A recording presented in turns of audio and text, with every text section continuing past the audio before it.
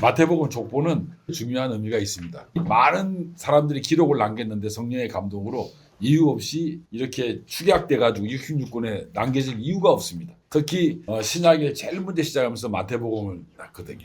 예수님이 태어났어요. 태어났는데 동정녀 처녀로부터 태어나니까 우리 속담에 처녀가 애를 낳아도 할 말이 있다고, 핑계 없는 무덤 없다 뭐 이런 말도 있잖아요.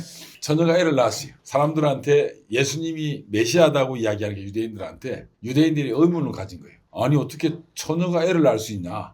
이건 거짓말이다. 이렇게 이야기하는 거죠. 그러니까 그것이 이제 딜레마에 빠져 있는 거예요. 사람들이 어떻게 처녀가 애를 낳을 수 있느냐? 그런데 이제 신앙심이 뛰어난 마리아나 요셉 같은 경우에는 분명히 하나님이 성령의 역사로 애를 놓은 걸 알잖아요. 그러니까 요셉의 입장에서는 입양을 시킨 거죠. 자기 아이가 아니지만 법적으로 입양을 시킨 거죠.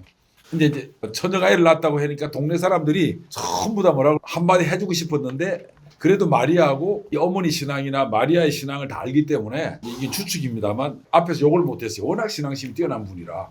그런데 이모도 있고 삼촌도 있고 다 있을 거 아닙니까? 그 동네에 외삼촌도 있고 하는데, 돌아가실 때 예수님이 가던 길이 어디냐면 골고다로 이렇게 올라가는 길이 전설에 의하면 그게 마리아의 고향입니다. 그러니까 안내 기념교회라고 있어요. 들어가자마자 거기에 가는데 동네 사람들이 뭐라 하냐면, 처녀가 애를 낳아서 그런 신앙이 뛰어나서 우리는 이해했지만 결국은 또 자칭 메시아라고 그러면서 유대인의 왕이라고 그러면서 또 십자가를 지고 가니까 얼마나 창피하겠어요. 외할머니 집, 어머니의 그 집에 그쪽에 쭉 올라가는 거예요. 외삼촌도 있을 거고, 뭐 추정하면 이모도 있을 거고, 뭐 다 있을 거 아니에요. 동네 사람들이, 야, 지난번에 그 태어난 사람 그 사람 아니냐고, 옛날에. 근데 뭐 또 그때는 뭐 처녀가 애를 낳았다니 마리아가 낳아서 그냥 인정했는데, 이번엔 또 자칭 유대인의 왕이네. 이렇게 올라가니까 얼마나 처참하겠어요. 거기로 올라갑니다. 그래서 마태복음은 요약하면 먼저 말씀드리면, 처녀가 애를 낳은 거에 대해서 이상하냐? 그래서 거기에 대한 반응이 나오는 게 첫 번째예요. 처음에는 시아버지하고 며느리하고 관계를 해서 자식을 놓지 않냐. 다말에서 놓는 게 그게 정상이냐고 물어보는 거예요. 독자들한테. 두 번째로는 뭐냐면 라합이 있죠. 기생인데 쉽게 말하면 뭐냐, 그 몸을 파는 창기죠. 창기한테서 또 보아스를 낳아요. 그리고 그 다음에 룻에게서 또 이게 자식을 오벳을 낳고, 이건 또 뭐냐면 유대인들은 가장 싫어하는 게 이방 여자와 결혼하는 건데, 이 룻은 모압 여자잖아요. 모압 여자를 데려와서 또 자식을 낳아요. 그 다음에 다윗이라는 우리가 가장 존경하는 솔로몬은 누가 냈냐면, 다윗이 그냥 강제로 다른 여자를 취해가지고 놓은 자식이 솔로몬이에요. 이거를 족보에다 4개를 이렇게 걸쳐놓으니까 독자가 어떻게 생각하겠어요? 왜 이런 걸 또 썼대? 하필이면 족보에다가. 근데 이 족보는 원래 좋게 쓰잖아요. 아마 역사상 가장 나쁜 족보가 뭐냐면 이런 족보를 쓴 걸 거예요. 마태복음의 족보는 유대인들이, 독자들이 이걸 읽으면서 마음이 자꾸 다운하죠. 아니 왜 이거를 썼대? 다 아는 사실을. 그리고 하필이면 많은 여자들 중에 사라도 있고 뭐 훌륭한 여자들이 좀 많아요. 근데 이렇게 사건 사고가 많은 여자들을 4명을 기재를 시킵니다. 이거는 두 가지입니다. 이런 사람들을 하나님이 이용해가지고 역사를 해서 우리 민족의 혈통을 이었는데, 어떻게 마리아 같이 훌륭한 신앙 있는 사람한테 어떻게 성령님의 역사가 없다고 할 수 있겠느냐 하면서 이제 말을 하는 거지. 그런 내용들이 있고, 이건 이제 일반적으로 추론할 수 있는, 우리가 교제할 수 있는 건데, 일종에 보면 족보라는 게 일반적으로 혈연 관계에 대한 기록이고, 이 기록은 전부 다 가능하면 좋은 말만 쓰려고 하잖아요.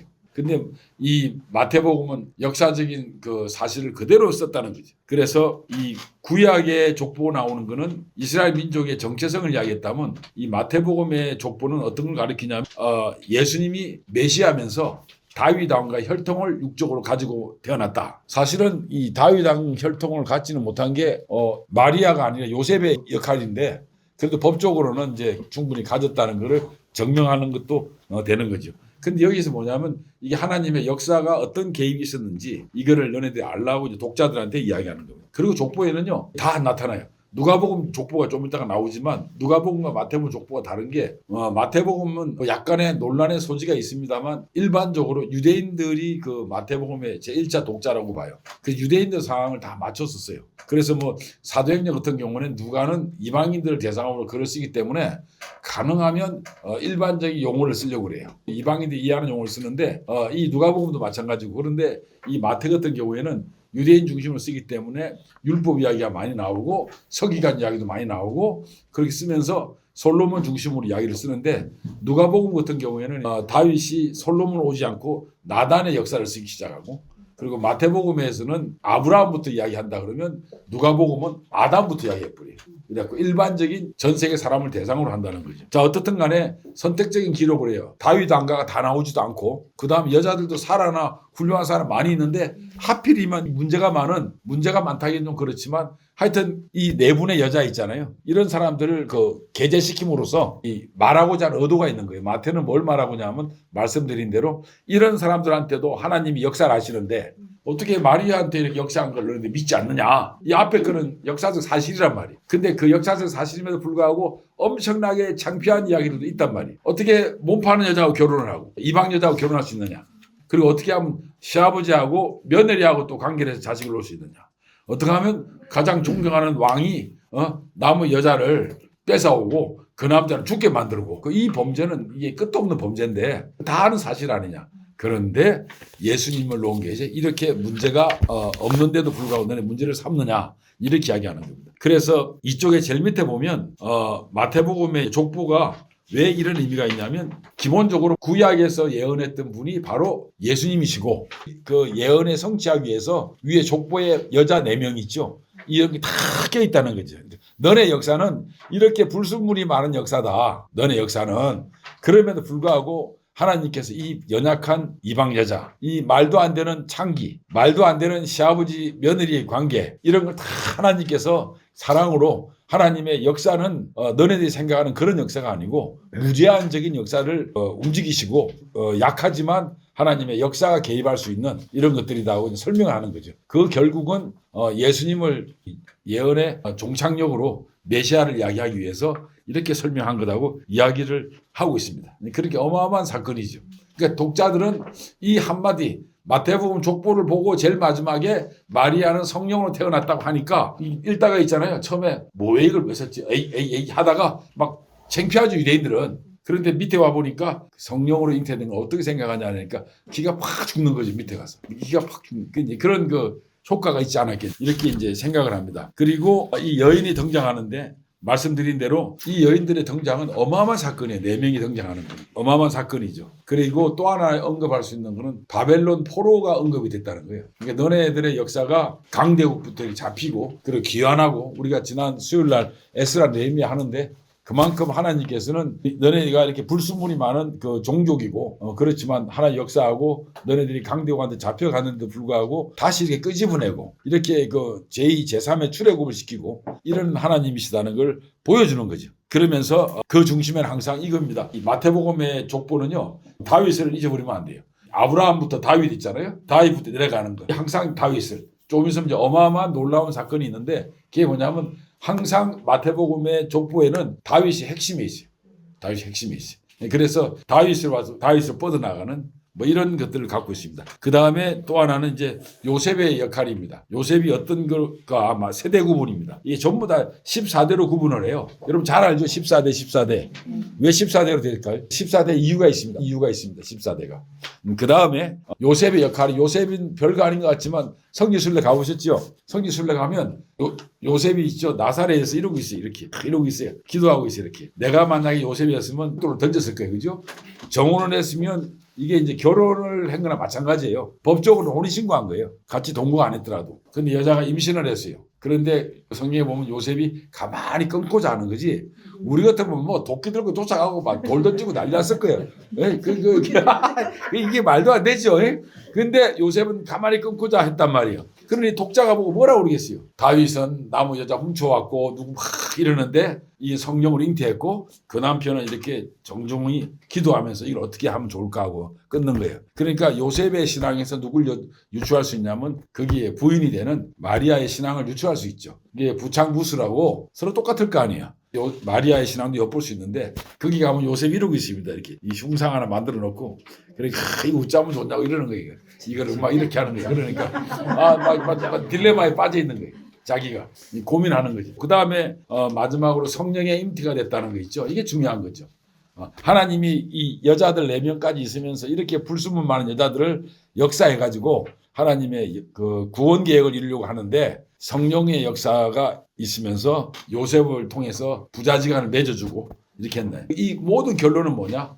하나님이 우리 함께 계신다. 이 엘이라는 게 하나님이고요. 임마라는 말이 이제 함께라는 뜻이고요. 누구라는 말이 나라는 뜻이에요. 나와 함께 하나님 계시다는 이야기인데 이거는 예수님한테만 이야기하는 것이 아니라 실상은 이 나오는 모든 역사에서 있죠. 항상 함께하는 하나님이다. 그 불순물 많은 여자들하고도 함께했고 너네 역사에도 함께했고 바벨론에 잡혀갈 때도 함께했고 그리고 최종적으로 이제 클라이막스로 내가 이 예수님과 함께하는 이런 그 역사를 보여주는 그 모습을 막 보여주는 거죠. 그래서 마태복음은 결국 이스라엘과 함께하는 하나님, 그 다음에 인류와 함께하는 하나님이라는 것을 누구를 통해서 클라이막스로 이제 절정으로 예수님을 통해 나타난다는 걸 보여주는 용어입니다. 아주 중요한 거죠. 그래서 1차 독자인 유대인들은 이 마태복음만 족보만 읽으면 아이고 해요 막 속으로 막 이런다고 지금도요. 왜냐하면 자기 조상들이 아주 안 좋은 이야기들만 골라서 썼죠. 그런데 이 목적은 안 좋은 이야기를 하려고 한 게 아니라 이렇게 문제가 많은 여자들임에도 불구하고 하나님은 쓰신다. 하나님은 쓰신다. 그리고 이 사람들이 얼마나 큰 일을 했냐.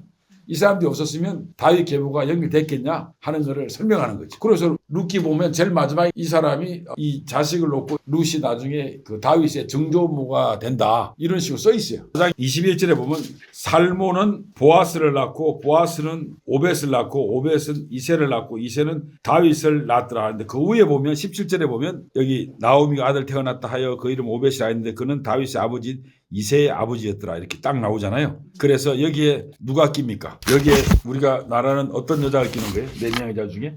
룻이죠. 그래서 이게 무슨 말이냐면 이 사건이 있고 난 뒤에 이렇게 다윗하고 연결시키는 게 있죠. 이거를 맺지 않으면 어떤 문제가 생기냐면요. 우리 에스라 느헤미야에 했지만 시작할 건데 에스라 느헤미야에 돌아오잖아요.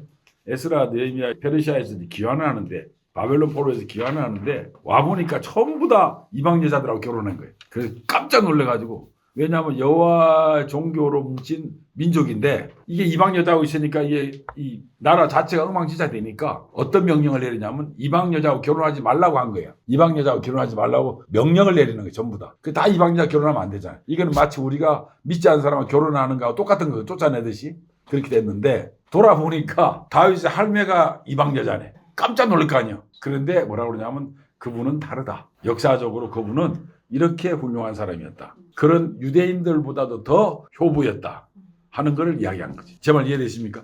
유대인보다도 더 효부였다. 시어머니한테 잘하고 이렇게 이야기하는 거예요. 그러니까 와보니까 그러니까 예외적인 상황이 있는 거예요. 모든 게 예외적인 거예요. 이방 여자하고 결혼하지 말라고 그러는데 기생하고도 라합하고도 결혼했고 룻하고도 결혼하잖아요. 예외적이 없는 다 예외적이 있는 거지. 근데 그 예외적인 사람들은 전부 다 하나님이 임마누엘 하셔서 개입하셔서 거기에는 큰 연결을 했고리가 있다는 거죠. 그런 거를 이제 감안하시면 되고요. 그래서 이제 3쪽에 보면 1장에 등장하는 여자들을 보면 이렇게 쭉 나옵니다. 근데 이들은 4쪽에 보면 어떤 행동을 했냐면 기본적으로 하나님께서는 그 4명의 여자를 통해서 있죠. 하나님은 인종이라든지 성이라든지 남자냐 여자냐 이런 거에 대해서 전혀 개의치 않는다. 하나님의 역사는.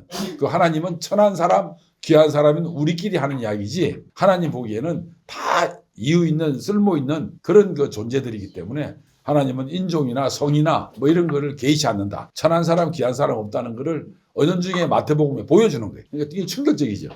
그래서 그럼에도 불구하고 이들은 뭐냐면 믿음과 행동에 정말 그 신실한 믿는 사람 못지않게 그 유대인 못지않게 훌륭한 일을 이 사람들은 했던 거죠. 역할을 분명히 했던 거예요. 가만히 보면 룻 같은 경우는 시어머니한테 너무 잘했고 그리고 다말 같은 내용에는 자식을 낳아야 되잖아요. 참고로 말씀드리는데요. 우리나라도 고대 그 부에 보면 형사치수 제도가 있었어요. 형이 죽으면 그 시동생이 이렇게 이제 결혼하게 돼 있어요. 근데 그 오난이 그냥 나는 못하겠다 해가지고 죽잖아요. 그러니까 이제 할 수 없이 유다가 그렇게 결혼하는데 그걸 부정하다고 그러는데 절대 그렇지 않고요. 원래 그 한 수 더 가면 형사치수제도는 형이 죽으면 시동생을 하고 이제 결혼하는데 시동생도 없으면 시아버지하고 결혼합니다. 고대에는 중동에. 왜냐하면 그 목적이 뭐냐면 여자가 아주 귀해. 그 다음에 여자가 만약 이혼하게 되면 재산을 줄여야 돼요. 그럼 공동체 재산이 축소돼요. 여자가 이렇게 되면 여자는 두 가지 역할을 했어요. 경제력. 경제활동을 여자가 다 했고 그 다음에 여자가 나갈 경우에는 이혼해 다른 사람한테 갈 경우에는 재산을 떼어줘야 되기 때문에 이게 엄청나게 손실이 커요. 경제적으로. 그 부족 간에 그런 걸 따지기 때문에 우리 윤리로 보면 안 되고요. 고대에서는 여자를 나가는 걸 되게 금했어요. 그 시동생한테 결혼시키고 안 되면 시아버지하고 결혼한 거예요. 그러니까 지금으로 보면 문제가 심각한데 그 당시에는 문제가 거의 없던 거예요. 다만 관계에 있어서 다말하고 유다하고의 관계에 있어서 그 트릭이 막 나오잖아요. 숨어서. 그런 것들은 이제 부정직한 거지 문화적으로는 전혀 문제가 없었다 하는 걸 이제 아시면 되겠고요. 그 다음에 그 라합 같은 경우에도 그 사람이 아니었으면 여리고성을 어떻게 할 수가 없었잖아요. 그러니까 얼마나 훌륭한 사람이에요. 그러니까 이런 사람 역할은 이스라엘 구할 때도 과언이 아니란 말이죠. 그런 것들. 그런데 뭐 시포라도 있고 뭐 사라도 있고 이런 훌륭한 사람이 있는데도 이 사람들을 차출을 해가지고 마태복음을 게재를 했다 하는 거죠. 그리고 이제 룻 같은 경우에는 말씀드린 대로 엄청나게 훌륭한 아주 효부지 않습니까? 그러니까 바세바 같은 경우에는 이런 거는 참 애매하지, 그죠? 그렇지만 바세바가 솔로몬을 낳았다는 거에는 역사적인 사실이란 말이에요. 그러니까 바세바가 없었으면 어떻게 솔로몬이 태어날 수 있겠습니까? 그러니까 이건 역사적 사실이에요. 훌륭한 최고의 훌륭한 왕인데 엄마가 문제가 있다, 아버지가 문제가 있다 하더라도 그거는 이제 왕가의 뭐 거식이라고 보고 할 수 없다 하시고 그냥 이 솔로몬의 자체가 역사적 사실이기 때문에 부인할 수 없잖아요. 유대인들은 그 쭈글쭈글한 자기네 역사에서도 할 수 없이 이거는 우리가 인정할 수밖에 없다. 네 가지에서 한 대씩 때리진 4대 맞고 그 다음에 성령의 잉태로 마리아가 태어났다 그러니까 기가 확 죽는 거죠. 대답이 되는 겁니다. 그래서 소결론으로 이야기하면 여자의 역할이 엄청나게 귀하다. 제가 여기에서 그 주제가 뭐냐면 우먼 파워였습니다. 이 성경에 나타나는 우먼 파워, 여성들의 힘을. 근데 이 4사람이 어마어마하게 그 힘을 발휘해가지고 이스라엘 역사를 잇는 거예요. 그 아슬아슬한 이스라엘 역사를 잇는 거예요. 그런데 그분들이 전부 약점이 다 있었다는 거죠. 그러니까 하나님이 이런 약점이 있는 여자들을 또 이렇게 사용해가지고 이스라엘 역사를 연결시키고 결국은 예수님이 메시아다 하는 것을 증명하는 그런 역사가 있었다는 것은 참으로 놀라운 사건이죠, 우리한테는. 그래서 제가 이것도 좀 도움이 될 것 같아서 오쪽에 뭐라 했냐면 이런 겁니다. 현대 여자들, 유대인들도 엄청나게 이런 신앙관이 뛰어난데 그냥 제가 여담으로 하는 거죠. 이 히브리어로요, 남자와 여자라는 단어가 있는데 요 단어예요. 뭐 우리가 남자하면 니은이 있을 거고 여자하면 이응이 있을 거 아닙니까? 요렇게 있는데 하나 글자를 톡 빼고 있죠. 자물 하나 톡 빼요. 2개를 빼면 요 뺀 단어가 무슨 뜻이 되냐면요. 불이라는 뺀 단어가 뭐가 되냐면 여호와라는 뜻이 돼요.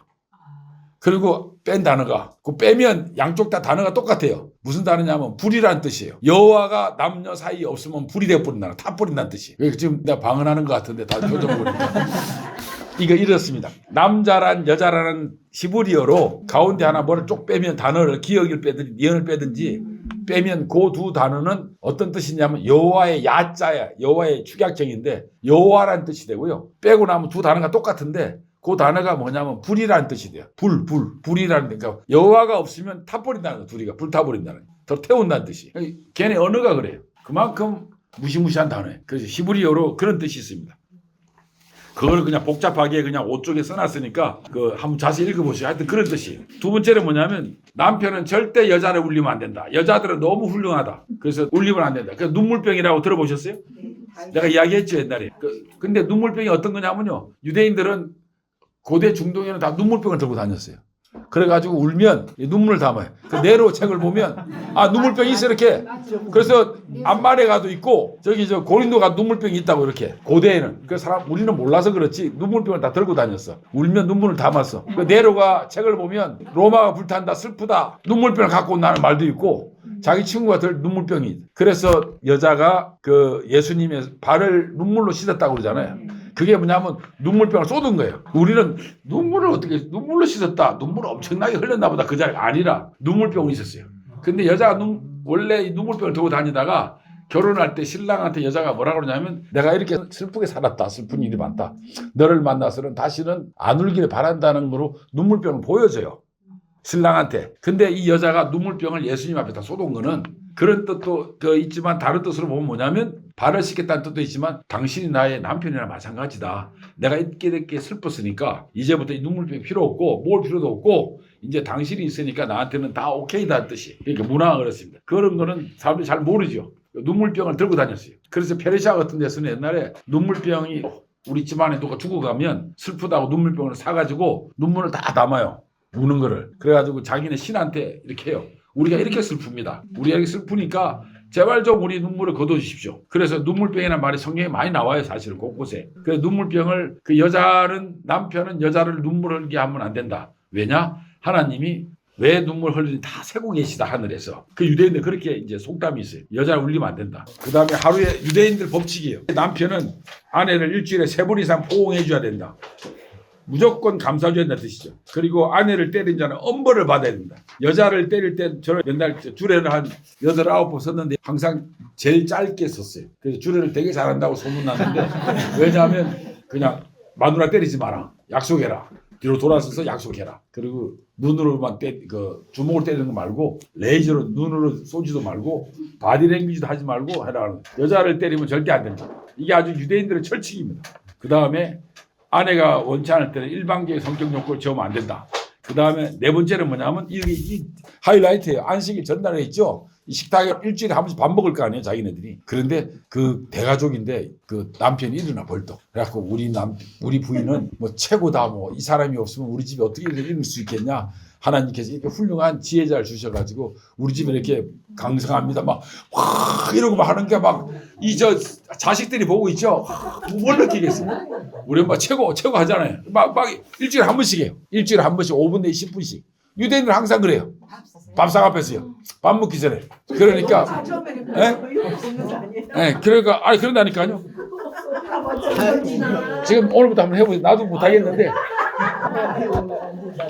그래서 아내는 그 남편에 있죠. 집사람이에요. 집이에요. 그러니까 집이 없이 살 수 없잖아요. 그러니까 무조건 집이라고 생각해요. 유대인들은. 그 다음에 남편은 아내를 가리켜서 또 가정이라 그래. 우리 집사람 이런 말 똑같은 말이죠. 그런 말. 그래서 뭐 시편에 보면 네 집 안방에 있는 네 아내는 결실한 포도나무 같으며 너희 식탁에 둘러앉은 자식은 어린 감람나무다고. 그래서 유대인들이 안식일 때 전기를 켜면 안 되니까 촛불을 미리 켜는데 촛불을 왜 켜냐면 세상을 어둡게 한 거는 첫 번째 하와가 어두웠으니까 이 가정이 세상이나 마찬가지니까 두 번째 하와의 네가 불을 켜라는 뜻이에요. 그 촛불 여자가 켜요. 그렇게. 이 사람들은 엄마는 집안의 영혼이라고 믿고 있어요. 영혼을 믿고 있고. 그리고 유대인들이 가장 존경하는 여자들이 누구냐면 괜히 족보에 나온 여자 말고 이 사람은 별로 아니고 왜냐하면 사라가 없었으면 이스마엘을 어떻게 쫓아냈겠냐. 그럼 우리는 다 뺏겼다 이 땅을. 그 사람 적자라고 첫 번째 자식이라고 보기 때문에 이집트 같은 사람은 다 뺏겼다 이 나라를. 그래서 사라가 최고다. 그 다음에 두 번째는 아까 말한 다말이 있죠. 다말이 없었으면 그건 대가 끊어지는 거 아니에요. 다말이 없었으면 다윗 왕조가 세워질 수가 없었다. 그 다음에 모세의 목숨을 구한 십보라 있죠. 십보라. 그러니까 이런 거를 세 사람을 너무 존경해 이 사람들이. 그러니까 우리가 보는 강집 다르죠. 그 다음에 여자는 남자보다 우수한 게 뭔지 아냐? 남성과 같이 일할 수도 있지만 남자는 애를 못 놓지 않냐. 애한테 젖을 못 주지 않냐. 그러니까 여자가 남자보다 더 위대하다. 그래 이렇게 딱 못을 박아놓으니까요. 꼼짝 못해요. 결혼할 때도요. 제가 한번 이야기했잖아요. 결혼하기 전에 남자 여자가 만나가지고 남편이 각서를 써줘요. 모든 재산은 네 거라고. 그러니까 여자가 공증받아 갖고 있어요. 그 증서를 가지고 돈 필요할 때 융자도 발에 은행 가세요. 그리고 남자는 이혼을 안 해요. 이혼하는 순간에 다 뺏겨요.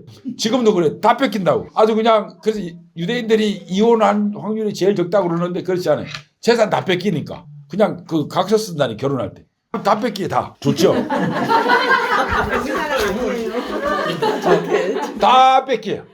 다 뺏겨요. 그래서 우리나라 비교해보면 우리도 좀 알아야 되는 게 원래 아내라는 말이 안해라는 집안의 해라는 뜻에서 나온 말이에요. 여자는 집안의 해라고 하는 뜻이에요. 그 다음에 여보라는 말이 똑같이 말이 늘 보배라는 뜻이에요. 보배와 같다는 뜻이고 그 다음에 당신이라는 말도 나하고 똑같아 내 몸처럼 이 귀한 분이 나오는 이야기. 마누라라는 말도 있잖아요. 아주 극종칭이었다. 이 마누라라는 말이. 그래서 이거는 고대의 조선시대 때 아주 극종칭이었다는 거예요. 자, 그 다음에요. 아까 다윗을 이야기했죠. 이제 또 이런 말입니다. 유대인들은 우리도 아라비아 숫자가 1, 2, 3, 4, 5, 6, 7, 8 있잖아요. 근데 우리도 1이라는 말을 한글로 할 때는 하나라고 쓰잖아요. 둘이라고 한글로 표기하는 게 있잖아요. 유대인들도 하나, 둘이라는 말이 있었어요. 그래서 유대인들은 아라비아 숫자가 자기네들이 알기 전에 뭐로 썼냐면 히브리어로 있죠. 하나, 둘, 셋, 넷 썼다고요. 썼는데 그 말을 다윗이라는 단어를 풀이하면 14가 됩니다. 그래서 다윗이라는 말이 14예요. 그러니까 14가 다윗 이러는 거예요. 그래서 이 사람들은 한 가지를 하더라도 마태복음을 쓰면서 14 다윗 14 다윗 있죠. 이거를 유대인들 읽으면서 알아요. 다윗 알아요. 우리 숫자구나. 14. 그러니까 디귿 있죠. 히브리어로 하면 이렇습니다. 디귿 W 또 뭐 디귿인데 디귿은 4, W는 뭐 6, 디귿은 4 합치면 딱 14 이런 뜻이. 그래서 유대인들은 보면 14네, 14 다윗이네 하는 거예요. 이런 뜻을 가지고 있습니다. 놀랍지 않아, 그죠? 그래서 유대인들은 14인데 참고로 하면 666 있잖아요. 그거는 뭐 적그리스도 막 이러잖아요. 뭐 그건 틀렸다는 말이 아니라 원칙적으로는 그걸 누굴 말이냐면 네로를 이야기하는 거예요. 네로 카이사라를 히브리어로 다 분해를 시키면 있잖아요. 그게 666이 나옵니다. 그래서 가장 나쁜 놈이잖아요. 적그리스도가. 유대인들이 가장 힘들게 했던 사람이 네로예요. 네로는 정말 막 가죽 뺏기고 막 동물에 먹이고요. 불에 태우고 막 이랬어요. 유대인들을. 그래서 유대인들은 네로라 그러면 아주 그냥 사탄의 극치였어요. 그래서 요한계시록 쓸 때 네로 이름을 풀어버린 거예요. 네로 이름은 이놈의 자식 나쁜 놈아 해가지고 네로 이름을 풀이게 해가지고 666이라고 써버린 거예요. 그래서 666 보면 네로 이놈 나쁜 이런 거예요. 근데 이게 막 가다 적그리스도가 돼가지고 지금은 막 그냥 그거 가지고 하는데 그런 거를 유대인들을 관습을 1차적으로 알 필요가 있다. 그 2차적으로 이것이 재해석하면 물론 그렇죠. 우리가 네로만 나쁜 사람이 아니라 지금도 유대인 사람을 괴롭히고 기독교는 괴롭히면 그것도 제2, 제3의 네로 아닙니까? 그런 의미에서 저는 문제가 없는 거죠. 그러나 1차적인 뜻은 네로를 이야기했다. 네로 카이사르를 이야기했다. 히브리어로. 네, 그런 걸 보시면 여러분들이 이제 도움이 되지 않을까 싶고요. 그래서 1차적으로 성경을 해석할 때 무조건 1차적인 해석이 중요하고 2차적으로 이걸 재해석하면 어떻게 할 것이냐. 이런 방법론을 우리가 도입시키는 게 되게 중요하다. 그래서 그걸 게마트리아 기법이라고 그래요. 유대인들은요. 이 숫자로 가지고 많이 표현을 해버려요.